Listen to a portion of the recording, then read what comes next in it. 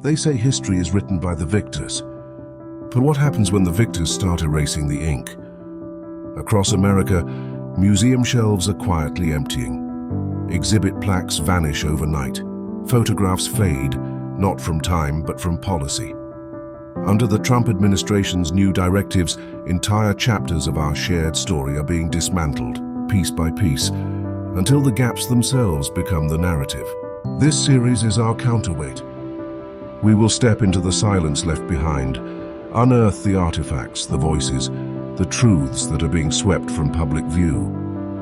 From war heroes to cultural trailblazers, from painful reckonings to proud triumphs, these are the stories they don't want you to remember. History isn't just a record, it's a warning. And if we let it vanish, we might not see what's coming next. They can pull artifacts from the glass, strike names from the plaques, delete the photographs. But what they cannot erase is the truth that lingers in the silence. The more they erase, the louder we remember.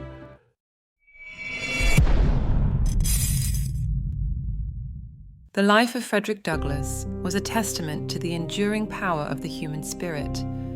Born into the brutal institution of slavery, he rose to become a leading voice in the abolitionist movement, using his words to dismantle the chains of oppression. His autobiography, Narrative of the Life of Frederick Douglass, an American Slave, stands as a powerful indictment of slavery and a beacon of hope for those who seek justice. Yet, in a chilling echo of the past, the narrative of Douglass's life is being suppressed once more. In 2025, the Trump administration issued an executive order titled Restoring Truth and Sanity to American History, directing a comprehensive review of Smithsonian museums to align their exhibits with a particular interpretation of U.S. history. The order mandated the removal of materials deemed divisive or unpatriotic, including artifacts related to slavery and civil rights. As a result, Douglass's memoir was quietly removed from the National Museum of African American History and Culture, an institution dedicated to preserving the history of Black Americans. This act of erasure is not merely a bureaucratic decision. It is a deliberate attempt to rewrite history, to sanitize the painful truths that have shaped the nation. It is a stark reminder that the struggle for freedom and justice is ongoing, and that the lessons of the past must not be forgotten. Douglass himself understood the importance of memory and truth. It is easier to build strong children than to repair broken men. Frederick Douglass. By removing his story from public view, we risk breaking the spirit of future generations, denying them the opportunity to learn from the past and to build a more just and equitable society. The removal of Douglass's narrative is not an isolated incident. Across the country, books that challenge the status quo are being banned from schools and libraries. These actions are part of a broader campaign to suppress dissenting voices and to control the narrative of American history. But as Douglass demonstrated, the truth cannot be silenced. In the face of these challenges, it is more important than ever to remember. If there is no struggle, there is no progress. Frederick Douglass. The fight for justice is not over. We must continue to resist efforts to erase our history and to ensure that the voices of those who have been oppressed are heard. Only then can we honor the legacy of Frederick Douglass and fulfill the promise of freedom for all. So let's dive into the life of Frederick Douglass through his memoirs, a life they would rather we forget and a book they don't want you to read. The crack of a whip cut through the heavy Maryland air, splitting the stillness of a tobacco field. A small boy, no older than 7, huddled in the corner, trembling. That boy was Frederick Douglass. Born into the chains of slavery, he would one day escape those chains and become the voice of the voiceless, the pen that bled truth, and the fire that ignited a nation's conscience. His story is not just one of survival, but of defiance, intellect, an unyielding thirst for freedom, and one of the most influential voices for civil rights the world had ever known. But before he became a statesman, a writer, and one of the greatest orators the world has ever known, he was a child of slavery, denied the most basic knowledge of himself. Frederick Augustus Washington Bailey entered the world in February 1818, though he never knew his exact birth date. He was born on a plantation on the eastern shore of the Chesapeake Bay in Talbot County, Maryland, the son of Harriet Bailey, a slave woman and an unknown white man, perhaps her enslaver. Douglass himself suspected this was so, but the truth was buried in silence, like so many secrets of slavery. The records of slave births were often deliberately obscured, a tool to strip them of their identity and humanity. I have no accurate knowledge of my age, never having seen any authentic record containing it. By far, the larger part of the slaves knows as little of their ages as horses know of theirs. Frederick Douglass. Frederick saw his mother rarely. She lived on a neighboring plantation, walking miles at night just to lie beside her child for a few fleeting hours before dawn forced her back to the fields. I never saw my mother more than 4 or 5 times in my life, and each of these times was in the night. Frederick Douglass. And then, one day, she didn't come anymore. She had died, and Frederick was barely old enough to understand what death meant. That early loss, seared into memory, would haunt him throughout his life. For him, loss was not a single moment, but a lifelong companion. From his earliest years, Frederick's world was one of brutality. He witnessed whippings that could split flesh from bone, heard the screams of the beaten, and learned quickly that survival meant silence. But there was one moment that would forever burn in his memory. Seeing his Aunt Hester, a woman of great beauty, tied up and whipped until the floor ran red. For a child, it was terror. For the man he would become, it was fuel. Fuel to fight against a system that thrived on cruelty. His first master, Captain Anthony, was a cruel man who, along with his overseers, subjected Douglass to harsh physical punishment. Slavery is often described as labor or servitude, but Douglass's early years reveal it as a system designed to strip away humanity. His first memories are punctuated by the sting of punishment and the randomness of cruelty. I was made to feel that I was a slave, and that nothing could be expected from me but to serve. Frederick Douglass. When Frederick was about 8 years old, something unexpected happened. He was sent to Baltimore to live with Hugh and Sophia Auld. Compared to the plantation, Baltimore was another world. The streets bustled, ships crowded the harbor, and Frederick was no longer just another faceless laborer in a field. In Sophia Auld, he found something extraordinary: kindness. She began teaching him the alphabet, a thing denied most slave children. The letters came alive for him. They were symbols of possibility. But then her husband discovered what she was doing. Hugh Auld forbade her to continue. If you give a nigger an inch, he will take an ell. A nigger should know nothing but to obey his master, to do as he is told to do. Learning would spoil the best nigger in the world. Now, if you teach that nigger how to read, there would be no keeping him. It would forever unfit him to be a slave. He would at once become unmanageable and of no value to his master. As to himself, it could do him no good but a great deal of harm. It would make him discontented and unhappy. Hugh Auld. Frederick never forgot those words. To Hugh, literacy was dangerous. To Frederick, that meant literacy was power. If knowing how to read could unfit him for slavery, then he would learn by any means necessary. The very fact of being denied knowledge made me hunger all the more for it. Frederick Douglass.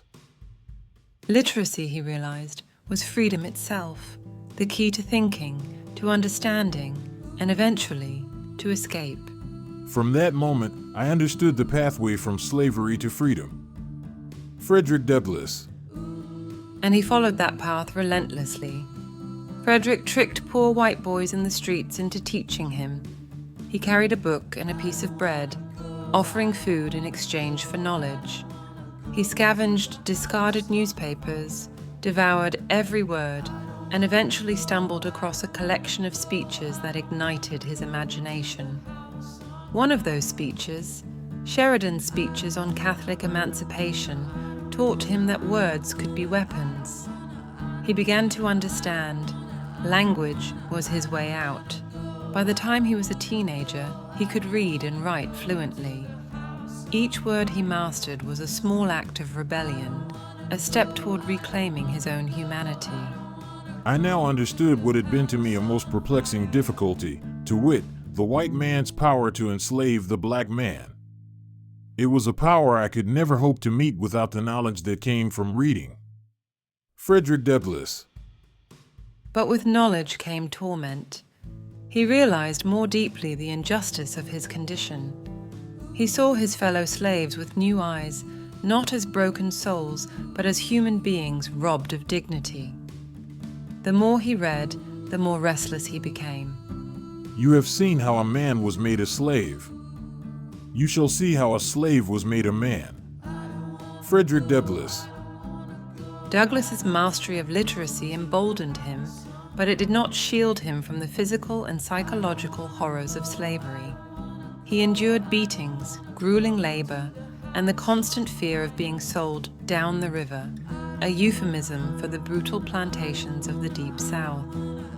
He witnessed the suffering of others, from his fellow slaves to family members, torn from each other, and he understood that his struggle was part of a much larger fight. Yet, even in this darkness, he saw sparks of resistance, small acts of defiance that revealed the unbreakable human spirit. At 16, Frederick was sent back to the countryside, hired out to a notorious slave breaker named Edward Covey.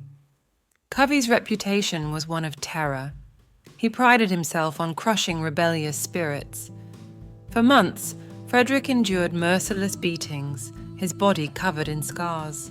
He began to feel his hope slipping away, but then came the turning point. One hot August day, Covey tried to whip him again, but this time, Frederick fought back. The struggle lasted nearly 2 hours. Punches, kicks, a furious battle in the dirt.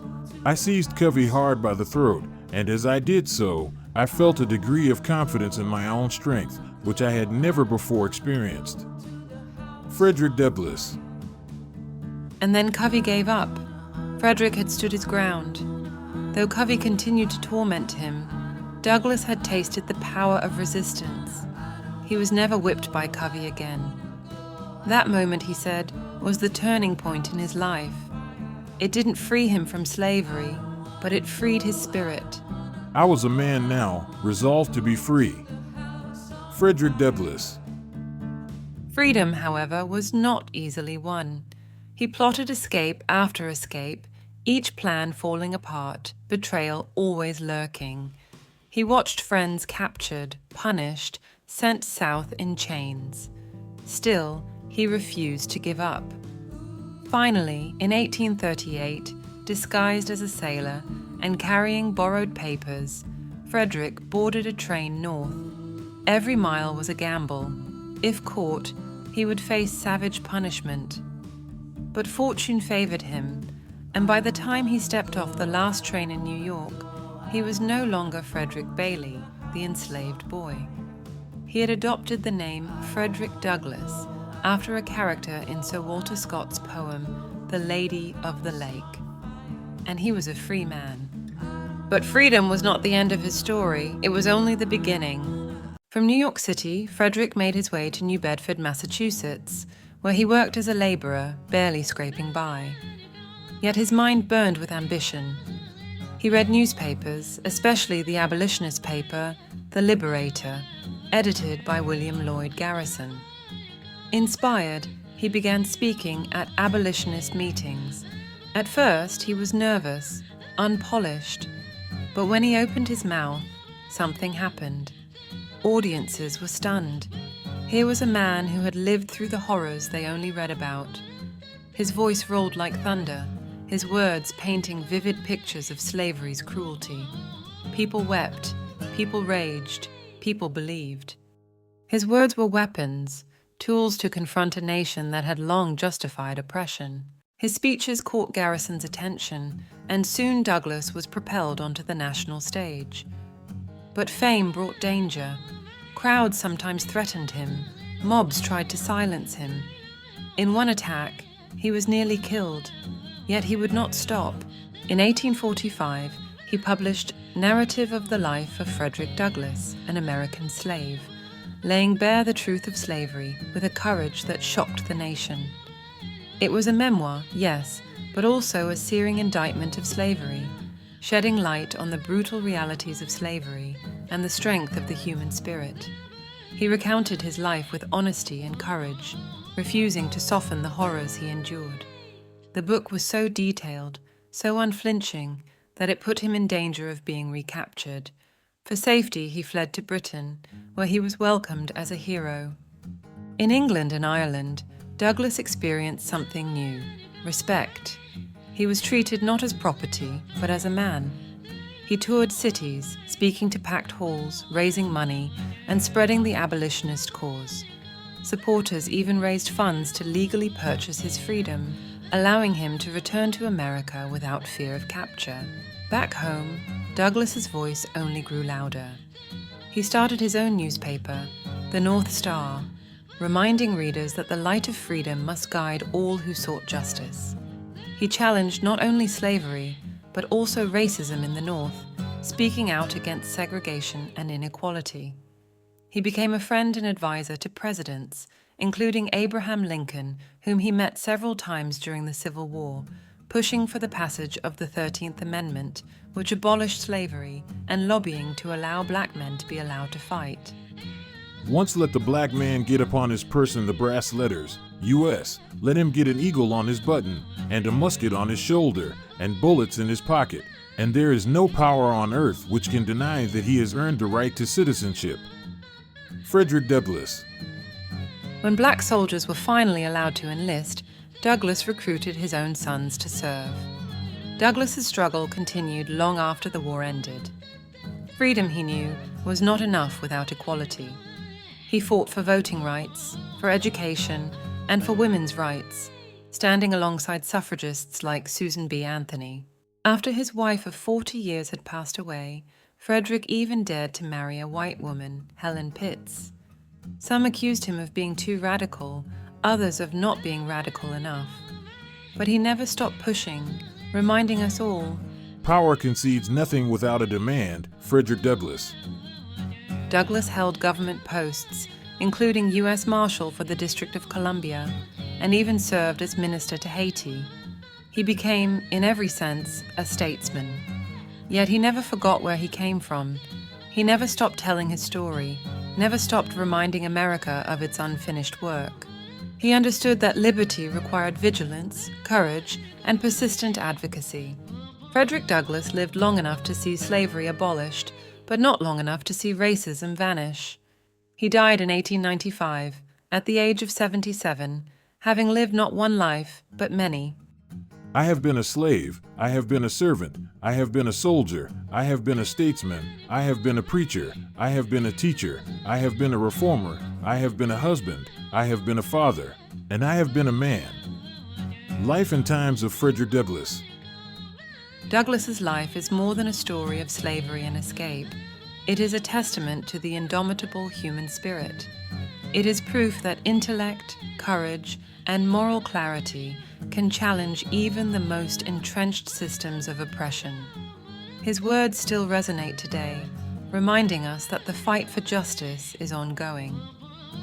Frederick Douglass understood something that remains as true now as it was then, that power concedes nothing without a demand, that freedom is not given, it is taken, defended, and carried forward by those who dare to speak, to fight, to dream. His story is not just a chapter in history, it is a beacon of hope and a call to action. It reminds us that the fight for justice is ongoing and that each of us has the power to make a difference. Without a struggle, there can be no progress. Frederick Douglass. His memoirs are a testament to the truth of those words. The story of Frederick Douglass also reminds us of the fragility of memory. In 2025, under the directive of President Donald Trump, Douglass's narrative was quietly removed from the Smithsonian's National Museum of African American History and Culture. A system designed to preserve history chose instead to erase it, an echo of the censorship he fought against during his life. This modern attempt to suppress his voice mirrors the very injustices he spent decades battling. Yet Douglass knew that truth once known cannot be hidden. Across the United States today, books that challenge narratives of oppression face similar threats. Yet Douglass's legacy endures as a beacon of resistance, courage, and hope. He reminds us that remembering the past is not enough. We must act to ensure justice. His life challenges every generation to confront inequality, to speak truth to power, and to wield knowledge as a tool of liberation. From the whips of Maryland to the halls of Congress, Frederick Douglass transformed suffering into power, silence into speech, and chains into words that could move a nation. He remains a guide, a warning, and a call to conscience. Liberty is hard won, freedom must be defended, and the human spirit, when armed with knowledge and courage, is unconquerable. Frederick Douglass fought hard, often risking his very life to have his voice heard. But are we listening? Thank you for watching. Please like and subscribe to the channel, where we will bring you a new story each week.